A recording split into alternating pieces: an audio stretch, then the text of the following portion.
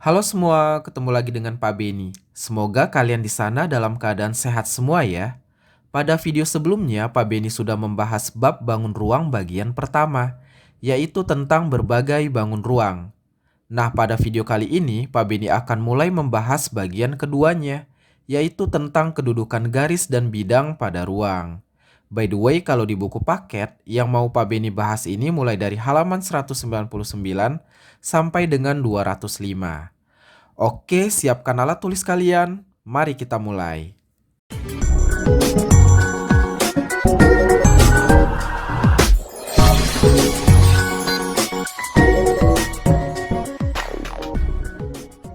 Pertama, Pak Beni akan sampaikan dulu tujuan dari menonton video ini. Setelah menonton video ini, kalian diharapkan akan bisa memahami konsep bidang, kemudian memahami kedudukan dua garis pada ruang, selanjutnya memahami hubungan garis dan bidang pada ruang, selanjutnya memahami kedudukan dua bidang pada ruang, dan terakhir kita akan mencoba untuk memahami konsep jarak pada ruang.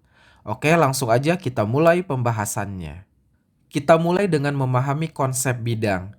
Bidang adalah bentuk geometri dua dimensi yang datar tanpa memiliki ketebalan. Supaya kita bisa membayangkannya dengan benar, mari kita bandingkan dengan beberapa konsep geometri yang sebelumnya sudah kita pelajari. Paling kiri ini ada gambar titik. Masih ingat dong di bab sebelumnya bahwa titik tidak memiliki ukuran apapun. So, titik bisa dikatakan nol dimensi. Kalau garis, dia bisa diperpanjang ke kedua arahnya. Berarti garis ini memiliki satu ukuran, yaitu panjang. So, kita bisa katakan bahwa garis itu satu dimensi. Nah, ini yang sedang kita bahas sekarang, yaitu bidang. Bidang ini memiliki dua ukuran, yaitu panjang dan lebar. Jadi, bisa kita katakan bahwa bidang itu adalah dua dimensi. Sedangkan yang paling besar nanti disebut ruang. Kalau ruang ada tiga ukuran, yaitu panjang, lebar, dan tinggi atau ketebalan. Makanya ruang itu disebut tiga dimensi. Gimana? Paham kan bedanya antara keempat bentuk geometri ini? Nah, beberapa hal yang perlu kita pahami tentang bidang diantaranya adalah bahwa bidang dapat kita perluas sesuai kebutuhan. Misalkan dalam ruang ini ada bidang P. Katakanlah kita perlu memperluas gambar bidang P ini supaya mempermudah kita menyelesaikan soal. Nah, itu boleh-boleh aja. Lanjut ya.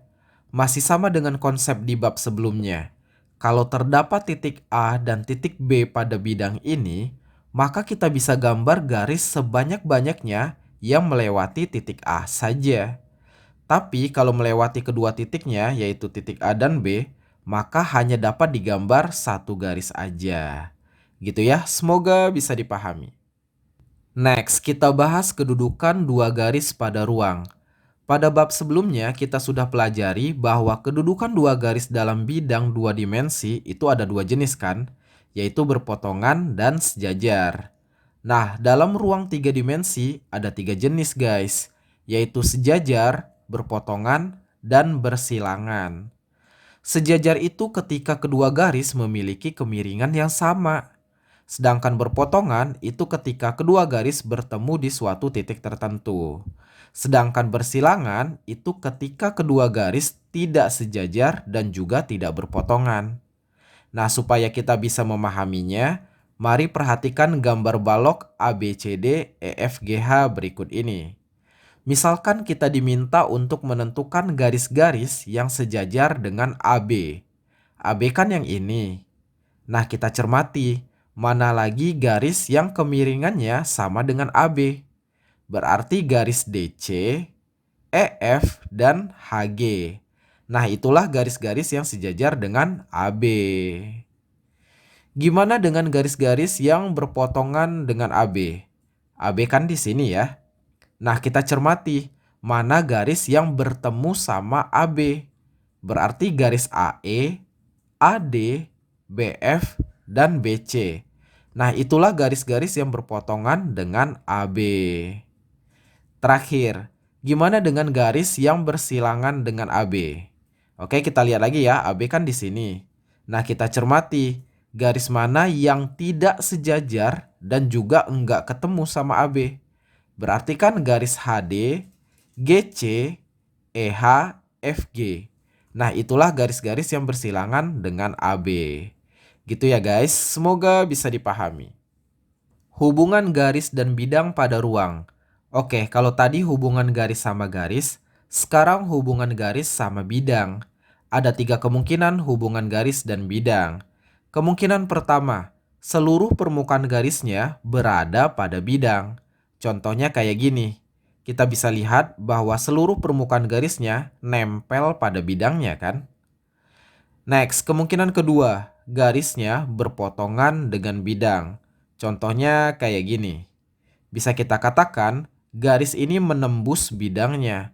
Inilah yang dimaksud dengan garis yang berpotongan dengan bidang. Kemungkinan ketiga, garisnya sejajar terhadap bidangnya. Contohnya kayak gini. Garis ini enggak nempel ataupun menembus bidangnya. Nah, kasus kayak ginilah yang dimaksud garis yang sejajar dengan bidang. Gitu ya, semoga bisa dipahami. Next, kedudukan dua bidang. Kalau bidang sama bidang, hanya ada 2 kemungkinan guys, yaitu berpotongan atau sejajar. Kalau kedua bidang berpotongan, berarti mereka akan bertemu kayak gini. Nah, garis pertemuan ini disebut garis potong. Kalau kemiringan kedua bidangnya sama, berarti mereka nggak akan bertemu guys, kayak gini. Nah, inilah yang disebut dua bidang yang sejajar. Simbolnya yang ini ya. Gitu ya, semoga bisa dipahami. Oke, pembahasan terakhir pada video ini yaitu tentang konsep jarak pada ruang. Jarak suatu titik terhadap bidang adalah garis yang menghubungkan titik tersebut kepada bidangnya secara tegak lurus. Contohnya kayak gini guys. Jarak titik ini ke bidang ini adalah garis ini ya. Karena dia tepat berdiri tegak lurus terhadap bidangnya. Sekarang kita coba hubungkan dengan bangun ruang. Misalkan di kiri ini ada prisma segi 5 dan di kanan ada kerucut. Kalau kita diminta menentukan jarak puncak ke tutupnya, berarti kan garis-garis ini. Nah, garis ini kita sudah kenal dengan istilah tinggi kan? Kalau ini tinggi prismanya dan ini tinggi kerucutnya. Jadi dengan kata lain, jarak tutup atau puncak bangun ruang terhadap alasnya kita kenal dengan istilah tinggi. Gitu ya guys, semoga bisa dipahami. Nah, sekarang giliran kalian ya. Silahkan coba soal berikut. Nanti kalau udah ketemu jawabannya, silahkan tulis di kolom komentar. Kunci jawabannya Pak Beni letakkan di deskripsi video ini, supaya kalian bisa cek jawaban kalian benar atau enggak. Oke, itulah video pembahasan tentang kedudukan garis dan bidang pada ruang. Untuk video selanjutnya, Pak Beni akan membahas bagian ketiga, yaitu tentang berbagai cara mengamati bangun ruang. So, stay tune aja ya. Semoga video ini bermanfaat. Terima kasih sudah menonton, dan ciao!